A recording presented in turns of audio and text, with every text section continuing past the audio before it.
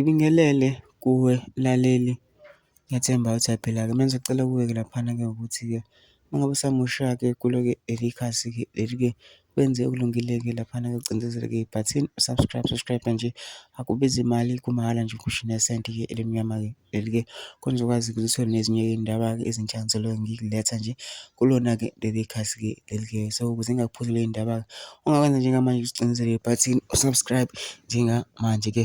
Udaba akuletheke lona namhlanje lithi-ke owe-DA uthi ngeke i-MK ne-EFF iyinuke iKwaZulu Natal. Usihlalo we-DA kazwelonke uHelen Zille uthi noma ngabe abavumelani ngezingxoxo ne-ANC eGauteng, kodwa ngeke bashintshe isivumelwano sabo sokubusa nokubambisana KwaZulu Natal ngoba lokho kunganika ithuba i-MK ne-EFF ukuba abuse lamaqembu omabili KwaZulu Natal.